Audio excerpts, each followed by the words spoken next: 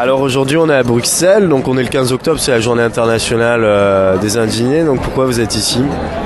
Moi je suis ici parce que je suis solidaire avec ce qui se passe en Europe de façon générale, et puis c'est vrai que ce qui se passe est absolument scandaleux, pas uniquement en Europe d'ailleurs, Je veux dire, si effectivement tout est lié, il serait temps que les choses se délient. Et que voilà, et qu'on cesse de nous enculer parce qu'ils mentent, tu vois, et le mensonge est quand même tellement énorme. Et la chose totalement réjouissante, c'est qu'avec les moyens de communication d'aujourd'hui, on peut se le dire en même temps partout. Et moi je trouve ça formidable. Et qu'est-ce qui vous indigne le plus dans cette société-là ? Dans celle-ci, écoute, c'est l'exploitation du tiers-monde. Parce que nous, on est encore... Alors, je dis pas que ça va durer. Toi, tu viens d'où ? De France, De France, ouais. Ah, ouais, tu vois. Donc ici, nous, on va s'en prendre plein la gueule, mais on n'en est pas encore là. Tout à fait.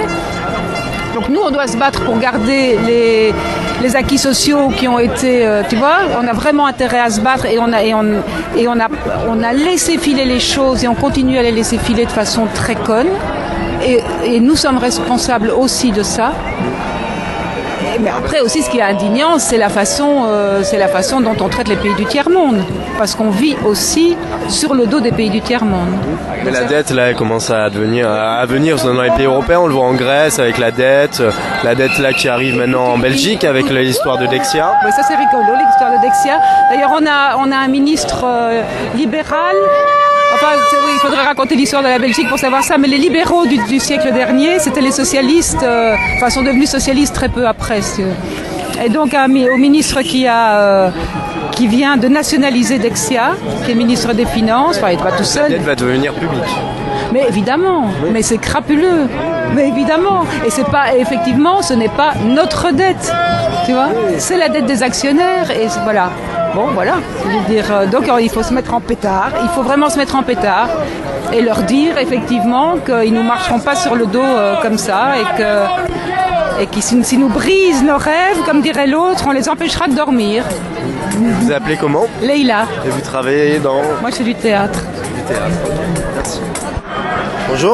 Bonjour monsieur. Vous pensez quoi de ce qui se passe aujourd'hui ?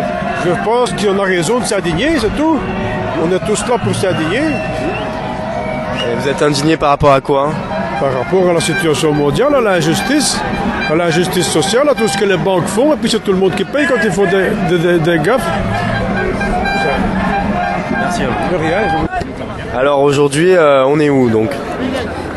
Vous êtes en plein centre de Bruxelles, dans le quartier, regardez-moi ça, c'est extraordinaire, le quartier purement administratif, avec les grandes banques, Suez, mais à côté de ça, vous avez l'Office des étrangers, le Commissariat général des apatrides et réfugiés, qui sont cachés quelque part là-bas aussi. Ok, et donc du coup, vous êtes bruxelloise ? Pas du tout, je suis du Brabant wallon. Vous venez d'où alors ? Près de Louvain-la-Neuve. En Belgique ? Oui.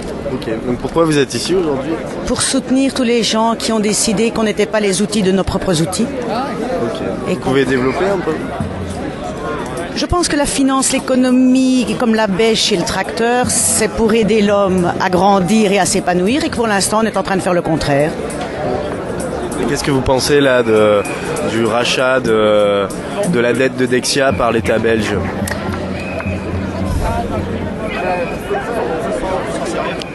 J'ai pas une opinion très forte, je vais vous avouer, mais ça fait très peur, parce que c'est encore une fois l'idée que je dis, c'est qu'en fait on est dépendant de nos propres outils et qu'on n'a plus le droit de regard dessus, on n'en a même plus les compétences. Ça devient tellement complexe qu'on n'a même plus les compétences de les critiquer, donc on les subit et puis c'est une des raisons pour lesquelles je suis ici. Ok. Et vous appelez comment ?